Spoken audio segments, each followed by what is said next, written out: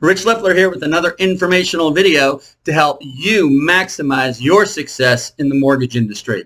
Now, I have been preparing people for the NMLS exam for over 13 years. And one question that I am consistently being asked by my proteges is, okay, so I passed the NMLS exam. Now what? How do I find a job? Every company that I ask or inquire with wants experience, and I obviously have none, they say. People are being laid off. Companies are downsizing. Why in the world would now be a good time to get into the mortgage industry? Why did I go through all this preparation to pass the NMLS exam? Well, it is true that the industry is in a downturn now. There's no doubt about it. Interest rates are up because we have to combat inflation. When interest rates go up, demand falls, right? When demand falls, prices have to come down. It's the cyclical nature of our economy. So you need to remember first and foremost that there will always be a need for mortgage loan originators. Keep that in mind. Put that in the forefront of your brain.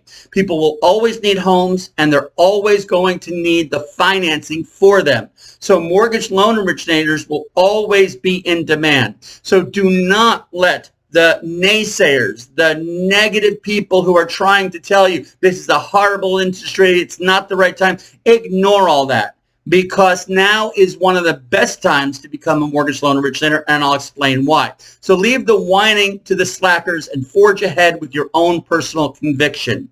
Advice point number one, believe in yourself and know, not think, but know that you will find the job that you're meant to have. Remember, as I said, the mortgage industry is cyclical. Rates go up, rates come down. It's been that way ever since it became an industry. People will always be buying homes, like I said, and they will always need the financing for them. Approach becoming a mortgage loan originator, understanding the honor in which you're being entrusted. As an MLO, you're arranging for the financing of people's homes. And that is a huge responsibility, and one for which you can get paid handsomely. Now, I was a top producing loan originator back in the early 2000s when the 30-year fixed rate was 9.875%. And I was selling mortgages left and right.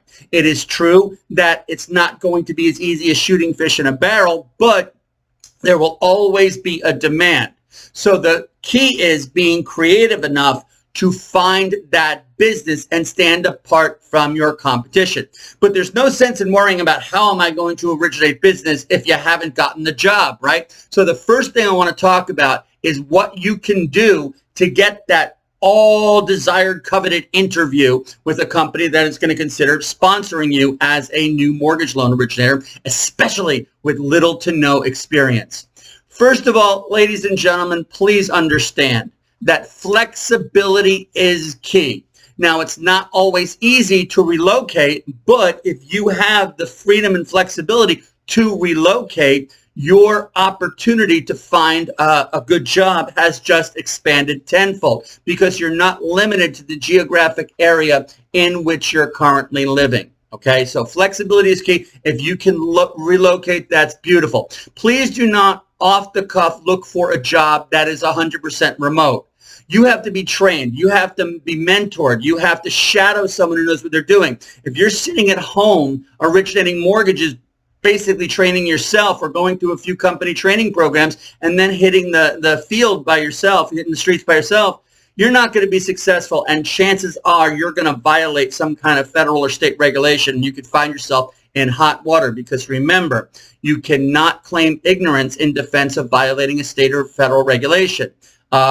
New driver can't argue successfully with a police officer because she drove through a red light simply because she's a new driver, right? She's going to get a ticket because it's her responsibility to know the rules of the road and adhere to them. So similarly, you have to know what you're doing. So do not from the start, as a new employee, as a new mortgage professional, look for a remote job, 100% remote. You definitely want to be around others.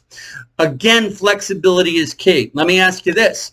Would you be willing to consider a job as a processor or even a mortgage loan originator assistant? Not only is there more of a demand for someone in that capacity with little experience, right? You get to learn through that position and then eventually move on to the MLO position yourself. Now, calling mortgage company after mortgage company after mortgage company, cold calling, pursuing them is critical. You have to make the calls. You have to make the outreach, okay? But you can also consult with temporary agencies or employment agencies, job headhunters. Be willing to do that. My pathway into the mortgage industry started as a customer service representative. I was a temp. I was a temp hired contractor, customer service representative. I proved myself. Eventually, the bank that I was working for decided to offer me a full-time job. You definitely need to do your research. You also want to make sure you're doing something every single day to forge your way ahead towards your goals, right? So something productive. Doesn't have to be a lot, just something productive every day towards your goals. It's easy to get discouraged. Please don't let that happen. When you're looking for companies, when you're exploring companies to contact and explore an interest with, find companies that have exceptional training programs. Any company that's learn as you go, hands-on, no training program, run. Stay as far away from those companies as possible. You want to only settle for a company that has a stellar formal training program, ideally with someone you could shadow. Because if you're following in the footsteps of a seasoned mortgage professional, you will learn from him or her versus floundering out on your own. You also want to seek out companies that have non-producing managers. A company who has their managers also produce, it's a recipe for failure more times than not. What typically happens is there's a high producer as a loan originator, he or she gets asked to manage an office or a branch because now what he or she is expected to do is teach everybody else under this manager as far as how to do it like he or she did to be successful. But what do you think will happen if you have a producing manager? You think they're going to have time to mentor you thoroughly or train you thoroughly? Not likely, because he or she also has to deal with his or her own customers. So a non-producing manager is ideal. I'm not saying you can't or shouldn't work for a company that has producing managers, but try to avoid it in favor of companies that have non-producing managers. You definitely need to research the industry because you have to stand apart from your competition. If there are a dozen people all vying for one position, everybody who is similar to each other, what's their chance? Probably 1 in 12. But if you stand apart from your competition, you're going to have a better chance at landing that job. So you're going to want to know things such as how does mortgage compensation work and be able to intelligently discuss it. If I'm a hiring manager and I talk about the compensation plan and you asked intelligent questions demonstrating to me that you understand it, I'm going to be that much more impressed by you than someone who either needs me to explain it or simply says, and has no idea about what I'm talking. Be familiar with the various areas of mortgage loan production, such as originations, processing, underwriting, post-production. Do all of your homework so you come into the interview you're lucky enough to get with some knowledge behind you to have a meaningful conversation. In searching for a job, it's important to be resourceful, use outside-the-box thinking, and be willing to invest in yourself. I say that again because that's critical. Be willing to invest in yourself. What do I mean by that?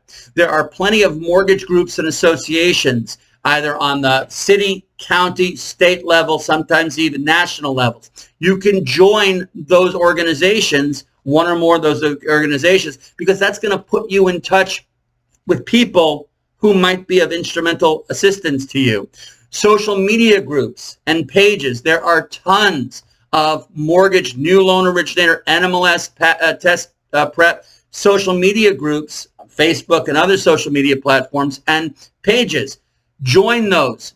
Like and follow those pages so that you can be privy to the discussions and hopefully participate in with them. If you're not on LinkedIn, why aren't you on LinkedIn? You can make connections with so many influential people, or at least people who can give you insight as to how they did this or how to do this or why this is good or why that's not good. Indeed, Career Builder, Monster. These are platforms, job finding platforms, job search platforms that you really need to be working on, right? I found my dream situation through Career Builder, and it changed my entire professional career based on a job that I secured through Career Builder. I like to refer to a concept that I coined perfect professionalism. Perfect professionalism. What do I mean by that? Again, you have to stand apart from your competition. And detail orientation is a big part of that. Your resume or CV has to be meticulous. No spelling errors, no grammatical errors, no punctuation errors. Have no less than 2 people who are fairly educated and know the language well review your resume and look it over with a fine-tooth comb. Please do not just be the only one to look at it, throwing it through a spell checker. Have at least 2 people review your resume for accuracy, professionalism, grammatical, see that it's grammatically correct, punctuation, all that stuff. When interviewing, be prepared to dress professionally and be well groomed. When interviewing, you want to present a firm handshake, maintaining eye contact. I can't tell you how much it skews me out if someone shakes my hand and it's a wimpy little squishy handshake. No, firm handshake, direct eye contact. When you're talking, make sure you're maintaining direct eye contact because that connotes confidence. And when you're listening, make sure you're maintaining eye contact because that shows you're interested in what the person is talking about. Now, I don't mean sit there and stare at them like this because you'll freak them out. But at the same time, imagine you're talking with me, right? And while you're talking with me, I'm, yeah, that sounds good, and pick up my phone and start. Obviously, that is not the way to win over a prospective hiring manager. Creativity is the key. As I said, you have to stand apart from so many other newbies salivating for an interview, or you're just going to be another piece of paper in a pile on a desk or an unopened email. So you have to stand apart. You're going to want to research the company that you're applying for or interested in. Know its history, know its specialties, know its goals, know its reputation, know what products it offers, what products it doesn't offer, because all of these things are going to act as arrows in your quiver to show that you're the person to hire. Research the hiring manager and send your credentials to him or her directly. Never just send an email or a resume to the human resources department. It's going to sit on someone's desk. It's probably not even going to get looked at. Reach out to the hiring manager in a more personal way. Let's say, for example, you learn that by doing your research, because everybody can be a detective through social media. You're doing your research, you discover that this individual is a coffee enthusiast. Deliver your resume with a special coffee blend. You're not bribing them, but you're showing that you took the time to strike a chord with this person. Again, the whole point of this is to stand apart from your competition. Consider delivering your credentials personally. When I got that job I talked about, the Career Builder, I sent in my resume, didn't hear anything. A day later, I followed up. Didn't hear anything. A day later, I followed up. Didn't hear anything. The next day, I got on my car and drove to the company. Thankfully, it was in the same city that I was located. I knocked on the door, met with the hiring manager, and an hour later, my whole entire career changed. Consider delivering your credentials personally. Follow up. Be proactive, not passive. If you simply send a resume and sit back waiting for the answer, waiting for the phone to ring, obviously, that's not going to be a good way of approaching finding a job. Be proactive, not passive. Follow up. Create your own job-seeking website or social media profile to stand apart from your competition. Perhaps produce a video of yourself acting as if you're already in an interview. But remember, if you do that, you have to capture their attention within the first 7 seconds, because if you don't, that video is not going to get watched. They're going to just shut it down. Seek out guidance and advice from other successful mortgage professionals. People love to share their story. They love to talk about themselves. So if you know of any success stories in your area or even naturally, reach out to them. Say, hey, listen, could you give me some advice? I don't want to take up too much of your time, but what advice could you give me as a newbie to try to land my dream job? Now, folks, as a mortgage professional, you are going to be a salesperson, okay? But at this point, you're also selling yourself. And as any salesperson knows, one of the most inherent part of a sales job is rejection. You must be prepared for rejection. It's a normal part of the job search. You may have to go to 100 no's before getting that yes. Please do not let that discourage you. It's not going to be fun, but most people get discouraged and they abandon the search and then they just move on to something else. Understand that you may have to go through days and days, maybe even weeks of just no progress, no, but every no you get brings you one step closer to that yes. So don't get discouraged and quit. Stay regularly refreshed. Maybe after 5 attempts, you get up and you take a walk around the block, or you go get something to eat, or you watch TV, or do something to refresh yourself as you're continuing on your job search for the day. Again, every no brings you one step closer to a yes. So there's actually something excited, a reason to be excited about getting a no, because you know you're that much closer to the yes. Please do not get or act desperate. Desperation can be smelled a mile away. Remember, you have something that they want. And if they don't choose you, it's their loss. Know that you can't make something happen that's not meant to be. But similarly, you cannot stop something from happening when it's meant to be. So use these words as encouragement as you encounter the rejection you're inevitably going to get. When you do land that interview, again, you'll have to sell yourself to the customer. That's the prospective employer. The interview is where you have to sell yourself. So sales is about leverage. And right now, with little to no experience, you have little leverage mortgage-wise. So what do you have that they want? And this is what you need to be thinking about now. I would recommend you prepare a written synopsis outlining your plan for success with them. So you hand it to the interviewer along with your credentials when you come into the interview. What you're going to do to be an asset to their company. And of course, that's going to require research, right?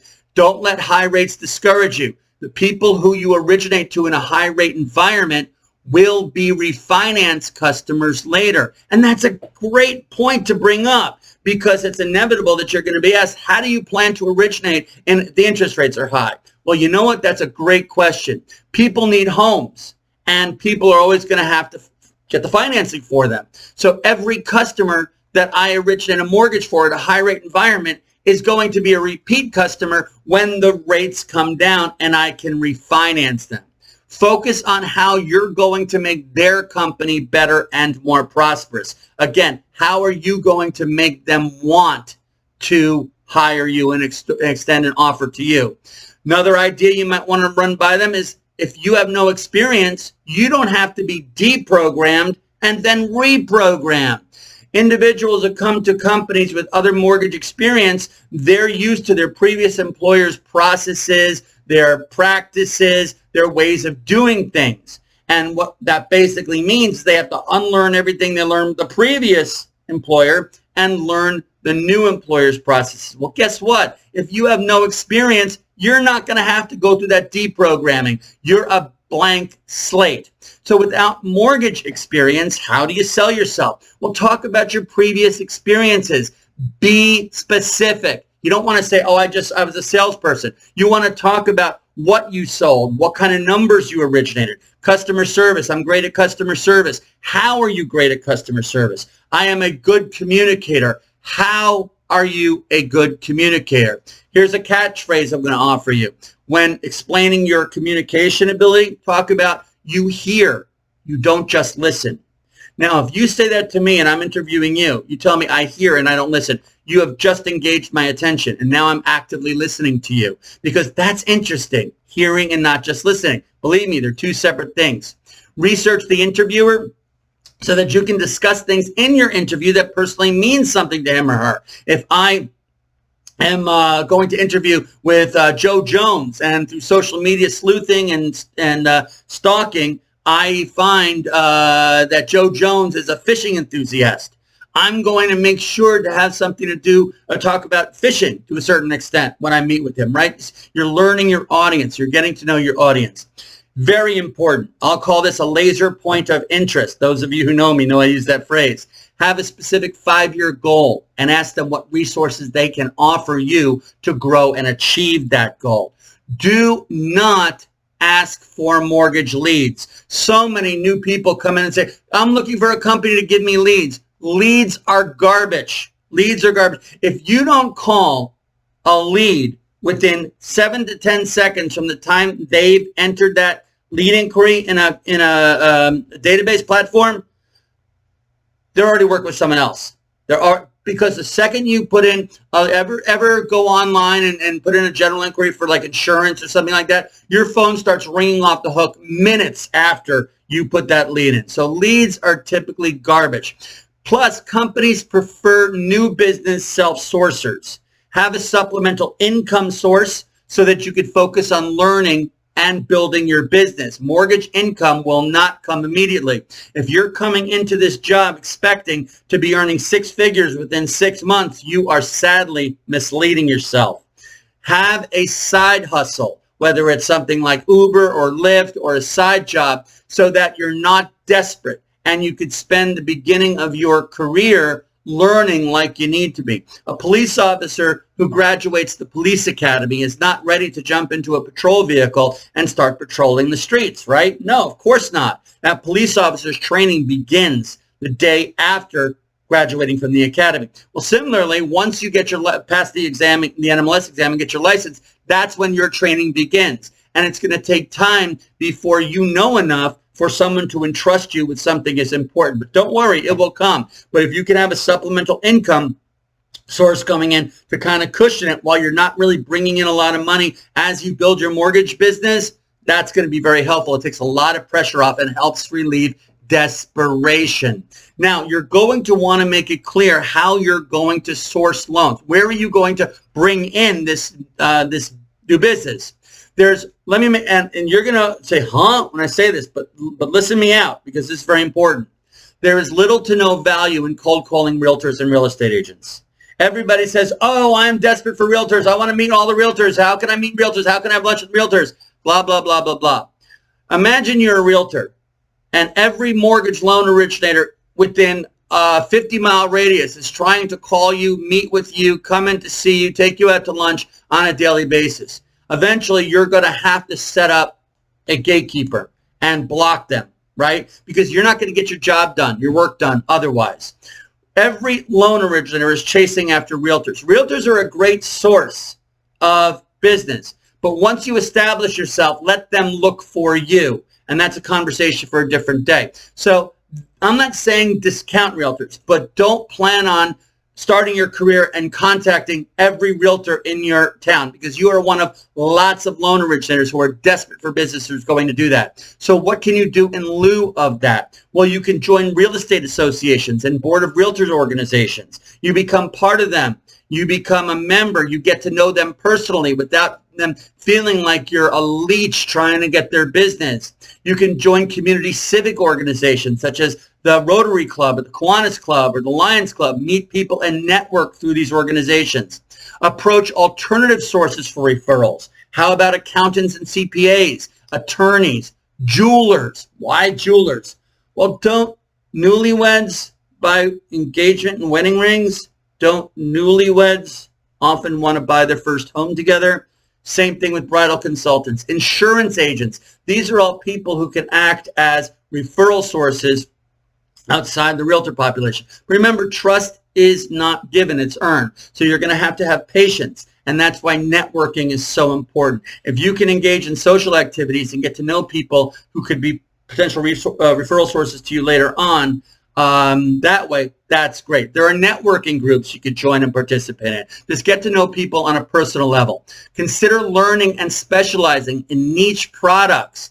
Good neighbor next door, reverse mortgages, VA loans, USDA loans, especially if it's a product that the interviewer's company doesn't offer but might benefit from offering, or if there aren't MLOs at that company who are regularly originating it. If you can take a line of business that's underperforming and become the expert and build that business up, That's going to be very appealing to me if I'm hiring, right? Because you're going to do something productive versus every other loan originator who crosses my path saying, I have great customer service, I have great communication, I'm a good salesperson, I follow up. Everybody's talking the talk. These are things that you're going to talk about that show you're going to walk the walk. Consider learning about and offering community lending programs that help people in lower socioeconomic environments secure homes. That could help an organization boost its CRA, Community Reinvestment Act rating, which is very important when it comes to mergers and acquisitions. Intend to hold first-time homebuyers seminars, right? Definitely want to do that to help people become homebuyers, teach them what they need to know, and mail the interviewer a handwritten thank you card that day. Please do not just send them an email. Handwritten thank you cards go much further. Makes an impression. Keeps you in the top of their mind awareness. Okay? So the point that I'm trying to make is as long as you're flexible, as long as you're creative, and as long as you can think outside the box, even though this might be a down market, because there's always a demand for what you do as a mortgage loan originator, you can land that all-coveted mortgage loan originator job. Just don't let the discouragement derail you, because all too often that happens. You're going to get rejected. You're going to hear no, and it's going to get old. But the bottom line is keep remembering what I said. You can't stop something from happening if it's meant to be, just like you can't make something happen when it's not meant to be. Have faith in yourself, do the work, hit the pavement, work hard, because the harder you work at finding a job, the more you're going to value it, and the more more serious you're going to take it and work that much harder. See you at the next video. Please like and subscribe, because I have a lot of stuff that I want to teach you. Take care. Hope you found value in today's video. Bye.